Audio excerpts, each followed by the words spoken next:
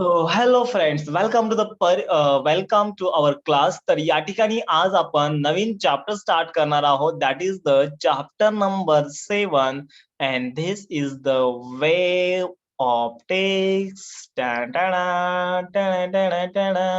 तर हा जो चॅप्टर आहे हा चॅप्टर महत्वाचा आहे. आपल्यासाठी का महत्वाचा आहे रे?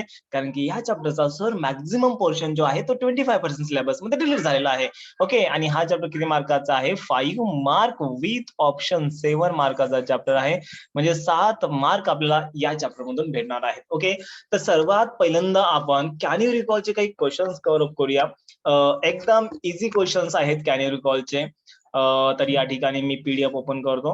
आपली जी बोर्डची पीडीएफ आहे तर ती पीडीएफ ओपन करतो मी या ठिकाणी.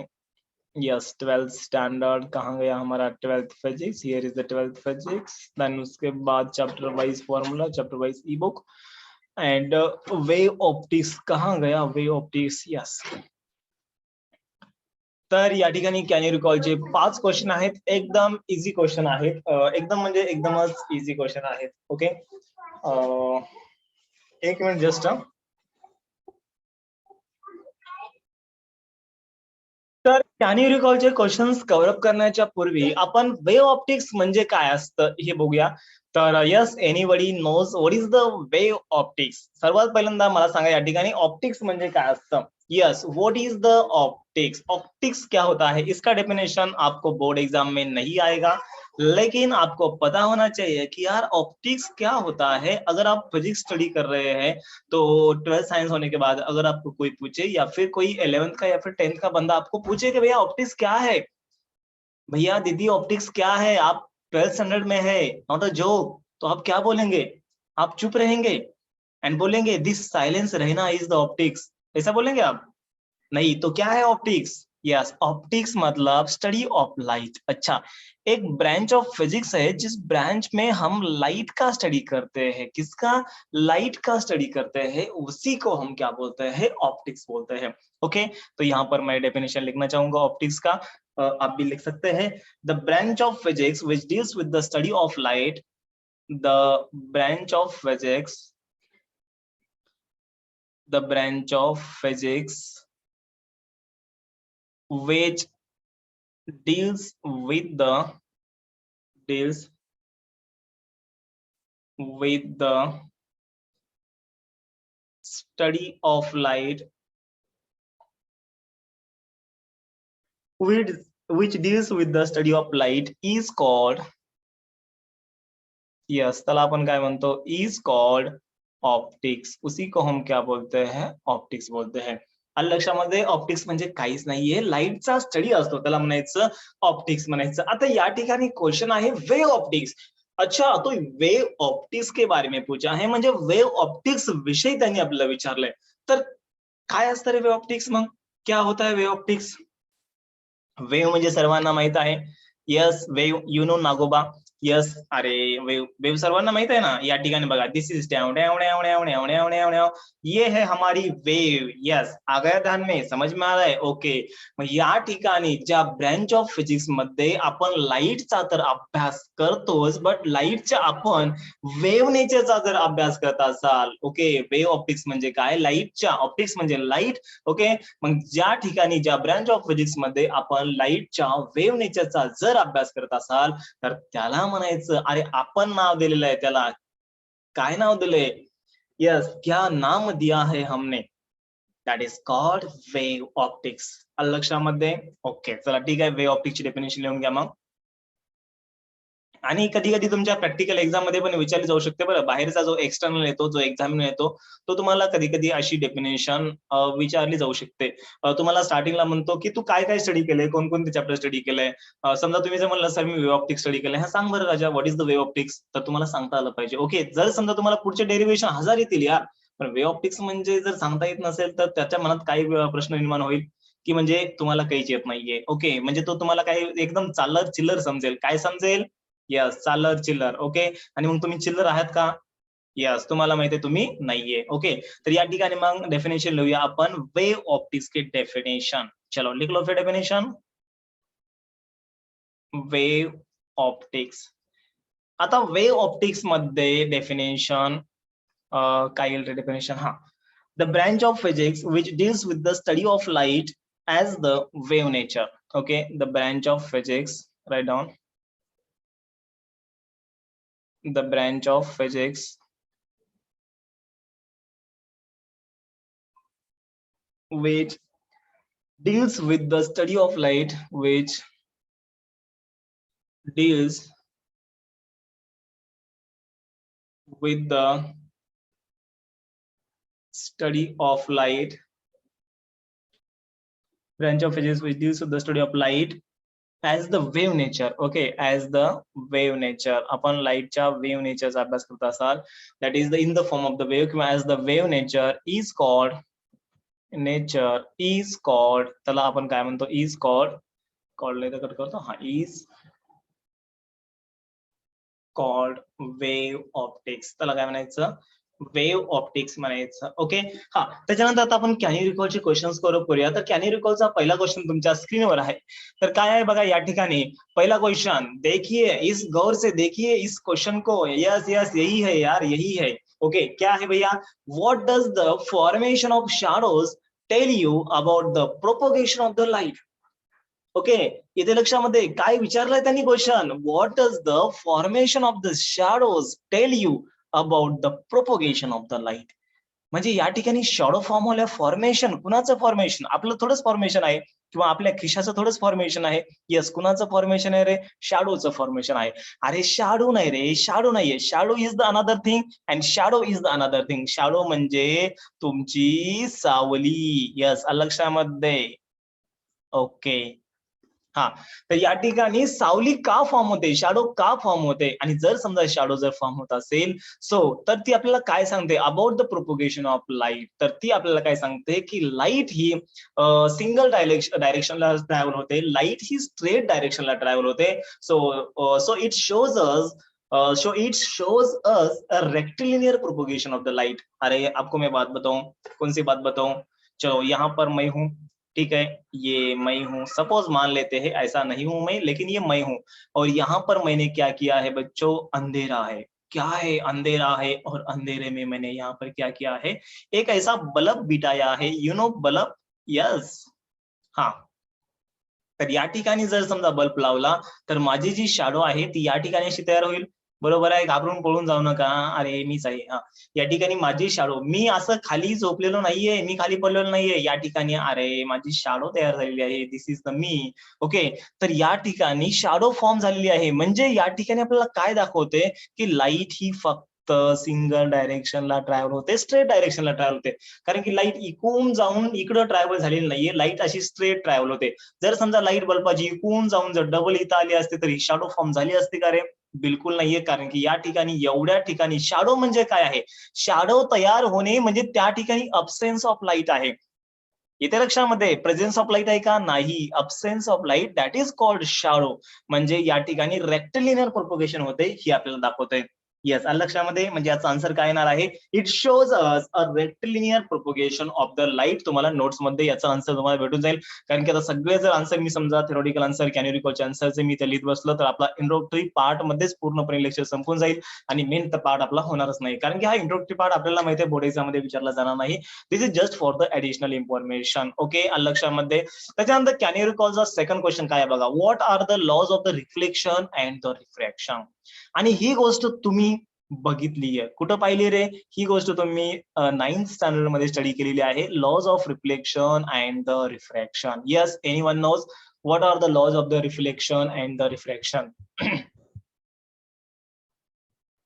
सर्वांना माहित आहे. आता मी वन बाय वन जेव्हा सांगेल तेव्हा तुम्हाला आठवेल. ओके, कॅन यू रिकॉलचा सेकंड क्वेश्चन आहे. याच्यामध्ये सर्वात पहिल्यांदा आपण बघूया laws of reflection. Okay, laws of the reflection. So रिफ्लेक्शनचे काय काय लॉज आहेत, तर याचा पहिला लॉ सर्वांना माहित आहे, that is the angle of incidence which is equal to काय येणार आहे राजांनो, अँगल ऑफ रिफ्लेक्शन. यस, सर्वांना माहित आहे angle of incidence which is equal to angle of reflection येतं. ओके, आणि त्याच्यानंतर दुसरा लॉ काय सांगतो या ठिकाणी, इन्सिडंट रे.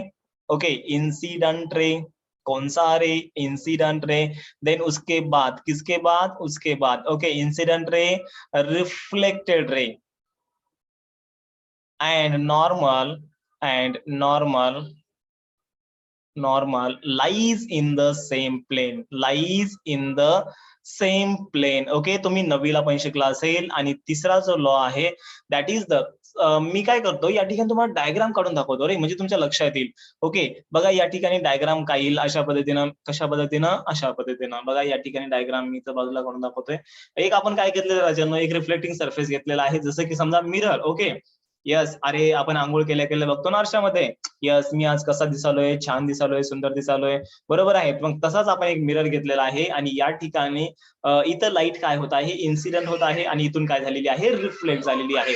ओके, तर याच्यामध्ये काय झालेलं आहे, आपण एक परपेंडिक्युलर सरफेस ड्रॉ केलेला आहे. यार कुठे गेले हे वे ऑप्टिक्सचा, हा, तर आपण एक परपेंडिक्युलर सरफेस ड्रॉ केलेला आहे, याला त्याला आपण काय म्हणलेलं आहे, नॉर्मल म्हणलेलं आहे. ओके, आता या ठिकाणी अँगल ऑफ इन्सिडन्स म्हणजे काय असतं, सर्वात पहिल्यांदा दिस इज द इन्सिडेंट रे. हा जो पी आहे, पी म्हणजे काय आहे, इन्सिडेंट रे आहे. आणि हा जो क्यू आहे, क्यू म्हणजे काय आहे, रिफ्लेक्टेड रे आहे. आता या ठिकाणी पहिला जो लॉ आपण डिस्कस करत आहोत that is the angle of incidence equals to angle of reflection. काही मुलांना या ठिकाणी प्रश्न पडलाच असेल, बिलकुल पडला असेल, इकडे तिकडे बघायचं नाहीये, बिलकुल स्क्रीनकडे लक्ष द्यायचं. यस, इथे लक्षामध्ये. ओके, हा महत्वाचा पॉइंट चालू आहे. यस, या ठिकाणी बघा आता अँगल ऑफ इन्सिडन्स म्हणजे काय असतं आणि अँगल ऑफ रिफ्लेक्शन काय असतं, तर या गोष्टी आपल्याला डिस्कस करायच्या. अँगल ऑफ इन्सिडन्स आणि अँगल ऑफ रिफ्लेक्शन या गोष्टी डिस्कस करायच्या. तर अँगल ऑफ इन्सिडन्स काय असतो बघा, दॅट इज द, याला आपण काय म्हणतो रे, अँगल ऑफ इन्सिडेंस म्हणतो आणि याला अपन काय म्हणतो, एंगल ऑफ रिफ्लेक्शन म्हणतो. ये तो सर हमें पता है, ये हमने 9th स्टैंडर्ड में स्टडी किया था. हाँ यस, आपने स्टडी किया है, जस्ट ये रिविजन चल रहा है. आता अँगल ऑफ इन्सिडेंस म्हणजे काय असतो राजांनो, अरे एकदम इझी आहे बघा, the angle made by the incident ray. अरे ये जो इंसिडेंट रे दिख रहा है आपको, नहीं दिख रहा है, चश्मा लगाओ फिर नहीं दिख रहा है तो. ओके, तो यहाँ पर मैंने क्या बोला है, the angle made by the incident ray विद द नॉर्मल. अच्छा, मतलब ये जो इंसिडेंट रे है एंड ये जो नॉर्मल है, ये दोनों के बीच में का एंगल, किसके बीच में का, ये दोनों के बीच में का जो एंगल है, that angle we called it as the angle of incidence. ये वाला भैया एंगल ऑफ इंसिडेंस है क्या, नहीं सर, कौन सा है, that is the angle between the incident ray and the normal, that is the angle of incidence. आणि angle of reflection म्हणजे the angle between the reflected ray and the normal is the angle of reflection, that is the angle of reflection. Okay, तर हा झाला आपला पहिला law. Yes, so both correct. Okay, so this is the first law. त्याच्यानंतर incident ray, reflected ray and the normal lies in the same plane. म्हणजे हा incident ray, त्याच्यानंतर हा normal आणि हा reflected ray हा एका प्लेन मध्ये आहे. ओके, आणि त्याच्यानंतर तिसरा लॉ काय राजांनो, incident ray, तिसरा लॉ बघा, incident ray,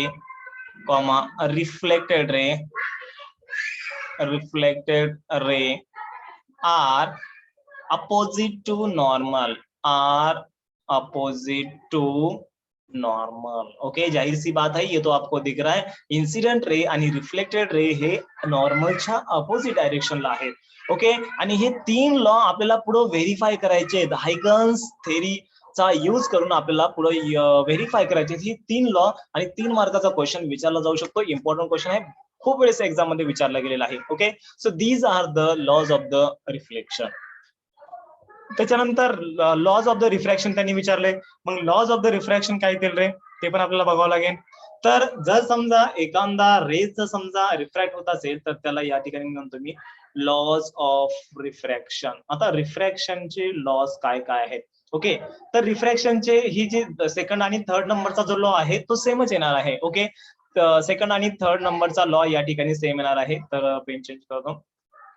येस, सो या ठिकाणी बघा, सेकंड नंबरचा आणि थर्ड नंबरचा लॉ जो आहे तो काय येणार आहे, सेम येणार आहे, same as for the reflection. Okay, same येणार आहे. आता फर्स्ट नंबरचा जो लॉ आहे, या ठिकाणी जर समजा एखादा वेव्ह, जर एखादी रे समजा जर रिफ्रॅक्ट होत असेल, ओके, या ठिकाणी हा नॉर्मल आहे, जर रिफ्रॅक्ट होत असेल तर काय होतं राजांनो, या ठिकाणी डायरेक्शन चेंज होते. हा सर डायरेक्शन चेंज होते, आम्ही नवीला बघितलेला आहे. ओके, या ठिकाणी this is the angle of incidence आणि याला आपण म्हणूया angle of refraction. Okay, so this is the P is the incident ray and यहाँ पर Q is the refracted ray. आता या ठिकाणी जेव्हा एका मीडियम मधून वरच्याला आपण समजा इयर मीडियम कन्सिडर केलं आणि याला जर समजा आपण डेन्सर मीडियम कन्सिडर केला, तर रेअर मीडियम टू किंवा air medium to denser medium मध्ये जेव्हा एखादी लाईट वेव्ह पास होत असते तर या ठिकाणी the light wave will bend towards the normal. आता हा जो नॉर्मल आहे, लाईट वेव्ह ही नॉर्मल कडे बेंड होते. येते लक्षामध्ये. मग या फेनॉमिनलला आपण काय म्हणतो, रिफ्रॅक्शन ऑफ द लाईट म्हणतो. आता हा पार्ट बिलकुल आपल्या सिलेबसला नाहीये, तरी पण इंट्रोडक्टरी पार्ट आहे, महत्वाचा पार्ट आहे म्हणून सांगतोय. कारण की NEET point of view, JEE point of view हा पार्ट महत्वाचा आहे. ओके, बोर्डसाठी बिलकुल नाहीये. हा, बोर्डसाठी काय महत्वाचं आहे मी तुम्हाला पुढे सांगेलच. ओके, हा, तर या ठिकाणी बघा, लक्षात येते सर्वांच्या. ओके, आता पहिला लॉ जो आहे या ठिकाणी अँगल ऑफ इन्सिडन्स आणि अँगल ऑफ रिफ्रॅक्शन इक्वल नसतात. मग याच्यामधलं जे रिलेशन आहे, it is given by the Snell's law. कुणी दिले? It is given by the Snell's law. Snell's नावाचा एक सायंटिस्ट होता. अरे स्नेल म्हणजे गोगलगाय नाहीये. यु नो स्नेल. स्नेल म्हणजे आपल्याला माहित आहे गोगलगाय, शेतामध्ये असते बघा गोगलगाय. पावसाळ्यामध्ये भरपूर साऱ्या मुलांना माहित असतील, जे शेतकऱ्याची मुलं आहेत त्यांना माहित असेल गोगलगाय. ओके, तर स्नेल नावाचा हा सायंटिस्ट आहे. यस, तर त्या सायंटिस्टनी हा लॉ डिस्कवर केलेला आहे आणि त्याचं म्हणणं काय होतं रे? Yes, sine i upon sine r, that is the, याला आपण आता समजा या ठिकाणी त्यांनी हा जो अँगल आहे हा आय न घेता त्यांनी काय केलेला आहे, याला θ1 कन्सिडर केलंय आणि याला त्यांनी काय केलेलं आहे, θ2 कन्सिडर केलेला आहे. म्हणजे याचा जो स्नेल लॉ आहे तो काय येणार आहे, that is the sine θ1 upon sine θ2. Okay, sine θ1 upon sine θ2. जर समजा θ1च्या ठिकाणी आपण जर आय घेतला असता तर आय आला असता आणि θ2च्या ठिकाणी जर आपण आर घेतला असता तर आर आला असता. That is the sine θ1 upon sine θ2 which is equals to काय येणार आहे या ठिकाणी, refractive index of medium 2 with respect to the or upon refractive index of the medium 1. Okay, तर हा लॉ आहे. हा लॉ तुम्हाला ब्रिस्टल्स लॉ मध्ये पुढे यूज होणार होता, बट 25% सिलेबस मध्ये त्यांनी ब्रिस्टल्स लॉ पण डिलीट केलेला आहे. त्याच्यामुळे या फॉर्म्युलाचा पण तुम्हाला काही यूज नाहीये. जे मुलं नीट, जेई आणि एमएसटीसीचं प्रिपरेशन करतात त्यांच्यासाठी महत्वाचं आहे. ओके, N2 म्हणजे काय असते या ठिकाणी, N2 म्हणजे असतं refractive index of medium 2. N1 म्हणजे काय, refractive index of the medium 1. त्याच्यानंतर θ1 म्हणजे काय, अँगल ऑफ इन्सिडन्स, आणि θ2 म्हणजे काय, अँगल ऑफ रिफ्रॅक्शन. ओके, आणि दुसरा जो आणि तिसरा जो लॉ आहे that is the same, that will be the same for as that of the laws of the reflection. Okay, that is the incident ray, reflected ray and the normal lies in the same plane. या ठिकाणी पण incident ray, refracted ray and the normal lies in the same plane. आणि त्याच्यानंतर incident ray and the refracted ray are opposite to the normal. फक्त या ठिकाणी तुम्हाला शब्द रिप्लेस करायचा आहे. रिफ्लेक्टेड रे ला तुम्हाला या ठिकाणी फक्त रिफ्रॅक्टेड रेज असं लिहायचे, बाकी दोन लॉज ऍज इट इज येतील. Okay, so this is our second question, that is what are the laws of the reflection and the refraction. त्याच्यानंतर तिसरा क्वेश्चन आहे. तिसरा क्वेश्चन तर एकदम सर्वात इझी आहे. हा जो कॅन यू रिकॉलचा क्वेश्चन बघा, what are the electromagnetic waves. तर हा राजानो सुपरपोजिशन ऑफ वेव्ह मध्ये पण कॅन यू रिकॉलचा क्वेश्चन होता ऍज इट इज. तर काय असतं, इलेक्ट्रोमॅग्नेटिक वेव्स म्हणजे ही एक अशा टाईपची वेव्ह आहे. कशा टाईपची वेव्ह आहे, अशा टाईपची वेव्ह आहे. ज्या वेव्हचं प्रोपोगेशन जर व्हायचं असेल तर त्या ठिकाणी आपल्याला मटेरियल मीडियमची आवश्यकता लागत नाही. So that means it doesn't require a material medium for that propagation. So that type of wave is called as the, आपण त्याला नाव दिलेलं आहे इलेक्ट्रोमॅग्नेटिक वेव्स. याला तुम्ही ईएम वेव्ह पण म्हणू शकता. ईएम, इलेक्ट्रो, ई म्हणजे इलेक्ट्रो, एम म्हणजे magnetic, that is the electromagnetic waves म्हणूया. ओके, याच आधी याची डेफिनेशन तुम्हाला लिहून देत नाहीये, आपण याच्यामध्ये याची डेफिनेशन लिहून घेतलेली आहे. कशामध्ये, सुपरपोजिशन ऑफ वेव्ह मध्ये लिहून घेतलेली आहे. तसं मी तुम्हाला नोट्स मध्ये पण देणार आहे. ओके, सो काय ना definition, the wave which doesn't require any material medium for that propagation is called as the electromagnetic waves. अरे लाईट वेव्ह माहिती आहे तुम्हाला? हा सर, लाईट वेव्ह माहित आहे. मग लाईट वेव्हला मला सांगा, काय सांगता, या ठिकाणी सन आहे, सन पासून अर्थ पर्यंत या ठिकाणी लाईट वेव्ह येत आहे, बरोबर आहे. मग या ठिकाणी पूर्ण व्हॅक्युम आहे ना, मग मटेरियल मीडियमची आवश्यकता लागते का? नाही लागत. ओके, मग अशा टाईपच्या वेव्हलाच आपण काय म्हणलेलं आहे, ईएम वेव्ह म्हणलेलं आहे. काय म्हणलेलं आहे, ईएम वेव्ह म्हणलेलं आहे. That is the electromagnetic wave म्हणलेलं आहे. ओके, समजले सर्वांना? सुबोध समजलं का रे? येस ऑर नो मला सांगा. Yes sir. यस, बाकीचे? Yes sir. Okay, Yes, very sir. Good. Yes, त्याच्यानंतर जे मुलं झोपलेले आहेत ते? Yes sir. ओके, चलो ठीक आहे.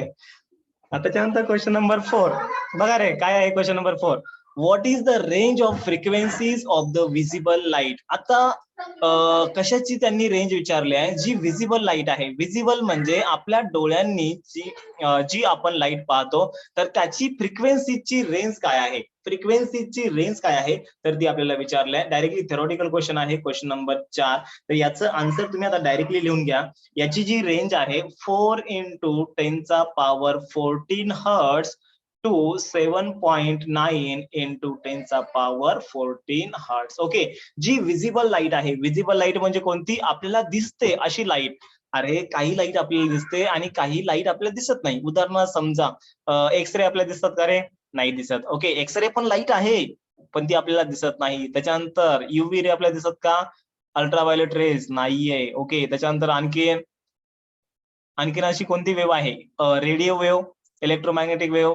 इलेक्ट्रोमॅग्नेटिक वेव्ह आपल्याला राईट वेव्ह दिसते, समजा त्याच्यामधला काही पार्ट दिसतो विजिबल पोर्शन मधला. ओके, बट रेडिओ वेव्ह आपल्याला दिसते का, आपण म्हणतो का हो का ही बघा चालली बघा, यस कोण चालली, रेडिओ वेव्ह चालली असं आपण म्हणतो का, नाही म्हणत. म्हणजे अशा टाईपच्या वेव्ह पण आपल्याला दिसत नाहीये, मग त्याला विजिबल म्हणायचं नाहीये. जी वेव्ह आपल्याला दिसते तिला काय म्हणायचं, विजिबल म्हणायचं. ओके, तर विजिबल लाईटची जी फ्रिक्वेन्सी आहे तर या ठिकाणी किती असते, 4 × 10⁻14 हर्ट्स टू 7.9 × 10⁻14 हर्ट्स. याचं थोडं तुम्हाला रिव्हिजन करून देतो जेणेकरून तुम्हाला लक्षात येईल. This is the frequency of visible light. Okay, visible लाईटची काय आहे, फ्रिक्वेन्सी आहे. जर समजा तुम्हाला वेव्हलेंथ विचारलं, वेव्हलेंथ किती आहे रे, 450 टू 750च्या जवळपास नॅनोमीटर मध्ये. ओके, थोडं प्लस ऑर मायनस होऊ शकतं. 450 ते 750 nanometre, this is the wavelength. Okay, wavelength of, आता या ठिकाणी त्यांनी विचारलेलं नाहीये पण तुम्हाला माहित पाहिजे, wavelength of visible light. Visible light म्हणजे विबगॉर, आपलं ते रेनबो असतो ना, रेनबोचे जे 7 कलर असतात त्या 7 कलरची जी वेव्हलेंथ असते दॅट इज 450 ते 750 असते आणि फ्रिक्वेन्सी 4 × 10⁻14 हर्ट्स टू 7.9 × 10⁻14 हर्ट्स असते. ओके, अरे तुम्हाला एक अंदर की बात बताओ क्या, कौन सी बात, spectral distribution of the black body radiation बघितलं. हा सर, हा बघितलं. कुठं बघितलं, बायोलॉजी मध्ये. यस, कोणत्या चॅप्टर मध्ये बघितलं आपण, spectral distribution of the black body radiation. Yes, tell me.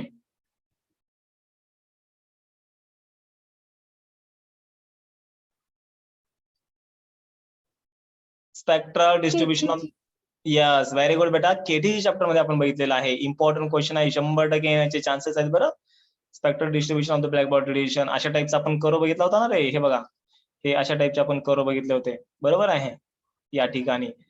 आणि डायग्राम मध्ये मी तुम्हाला नाव दिलं तर या ठिकाणचा जो पोर्शन होता ना, यस कोणत्या ठिकाणचा पोर्शन, या ठिकाणचा जो पोर्शन, बरोबर आहे, याला मी काय म्हणलं होतं, विजिबल रिजन म्हणलं होतं. याला मी काय म्हणलं होतं, इकडे असं नाव दिलं होतं बघा, विजिबल लाईट. आठवले सर्वांना, नाही आठवत. ओके, तुम्हाला लगेच सांगतो या ठिकाणी कुठे गेलं आपलं केटीजी, पहिला चॅप्टर आपण घेतला होता केटीजीचा. तर केटीजी मध्ये या ठिकाणी spectral distribution of the black body radiation directly खाली असेल. यस, याच्या खाली असेल स्पेक्ट्रल, याच्या खाली असेल. हा, या ठिकाणी बघा, यस या ठिकाणी मी नाव दिलं नव्हतं पण स्टार्टिंगला मला वाटतं दिलं वाटतं मी, पण त्याच्यानंतर मी कट केले नाव. ओके, हा जो रिजन आहे हा मधला दॅट इज द, या ठिकाणी बघा हे 500 आहे, 500च्या अगोदर म्हणजे या ठिकाणी इथं. यस, 450 पासून ते 750 म्हणजे 800च्या पुढे थोडं, म्हणजे 800च्या पाठीमागे हा जो रिजन आहे याला म्हणायचं विजिबल रिजन म्हणायचं. Yes, Athawale. Okay, very good Subodh. हा, तर या ठिकाणी आता कॅन यू रिकॉलचा क्वेश्चन आपला झालेला आहे. त्याच्यानंतर पुढचा जो कॅन यू रिकॉलचा जो क्वेश्चन आहे, लास्ट क्वेश्चन आहे I think. Yes, last question आहे. हा, काय क्वेश्चन आहे लास्ट क्वेश्चन कॅन यू रिकॉलचा, what is mean by the phase at a point along the path of the wave. Phase म्हणजे काय असतं, फेज म्हणजे काय असतं, state of vibration of the particle. Okay, तर एखादी समजा वेव्ह प्रोपोगेट होत असेल तर त्या ठिकाणी पार्टिकल असतो, बरोबर आहे. एक मिनिट, किधर गया हमारा नोट्स. हा, तर या ठिकाणी झालं हे विजिबल लाईटचं. या ठिकाणी आपली वेव्हलेंथ होती नॅनोमीटर मध्ये. Okay, that is the lambda in the nanometre, this is the 450 आणि या ठिकाणी 750. ओके, 800 इथं होतं. यस, आठवले सर्वांना. यस, आता या ठिकाणी पुढचा जो क्वेश्चन आहे बघा, या ठिकाणी क्वेश्चन काय विचारलाय, what is mean by the phase at a point along the path of a wave. तर या ठिकाणी वेव्ह मध्ये फेज काय असतो बघा, फेज एकदम इझी आहे. तर फेज म्हणजे काय असतो, त्या पार्टिकलची पोझिशन असते. आता या ठिकाणी समजा वेव्ह अशी ट्रॅव्हल होत आहे.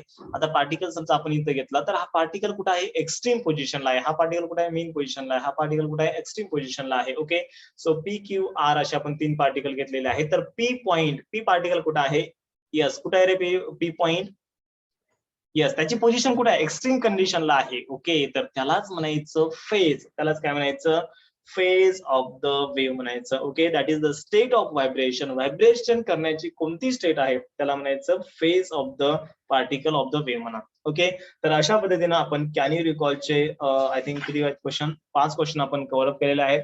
त्याच्यानंतर डायरेक्टली आपला चॅप्टर सुरुवात होतो, इंट्रोडक्टरी पार्ट आहे. येस, ओके, हा इंट्रोडक्टरी पार्ट आहे बघा. याच्यामध्ये त्यांनी सगळे कॅन यू रिकॉलचं सांगितलेलं आहे. दॅट इज द बघा या ठिकाणी sine i upon sine r, that is sine i upon sine r which is equals to n2 upon sine i upon sine r which is equals to n2 upon n1 जर conversion केलं तर. Okay, so these are the basic things. त्याच्यानंतर ray optics काय असतं वगैरे वगैरे सगळं सांगितलेलं आहे, जसं मी तुम्हाला डिफेन्स सांगितलं. आता या ठिकाणी नेचर ऑफ लाईट काय आहे, तर सर्वात पहिल्यांदा हा जो पार्ट आहे हा पार्ट रिलेटेड मध्ये समावेश करून घ्या. हा पार्ट 25% सिलेबस मध्ये डिलीट झालेला आहे, तरी पण तुम्हाला एक इंट्रोडक्टरी पार्ट सांगतो. तर नेचर ऑफ लाईट मध्ये आता भरपूर सारे सायंटिस्ट आलेले होते. तर सर्वात पहिल्यांदा आपला न्यूटन बाबा आलता. ऍज युजल सर्वांना माहित आहे, द न्यूटन बाबा is the great scientist. Okay, तर त्या ठिकाणी न्यूटन बाबाचा एवढा दबदबा होता, दबदबा म्हणजे अरे फुल अशी पॉवर होती, बरोबर आहे. आता कशी नरेंद्र मोदीची पॉवर आहे किंवा एखादा सायंटिस्ट असेल आपला, जशी एपीजे अब्दुल कलामची पॉवर होती, बरोबर आहे. Yes, missile man of the India, APJ Abdul Kalam the great scientist. Okay, so तशीच पॉवर त्या ठिकाणी 17व्या-18व्या शतकामध्ये, ओके म्हणजे 17व्या शतकामध्ये त्या ठिकाणी न्यूटन बाबाची पॉवर होती.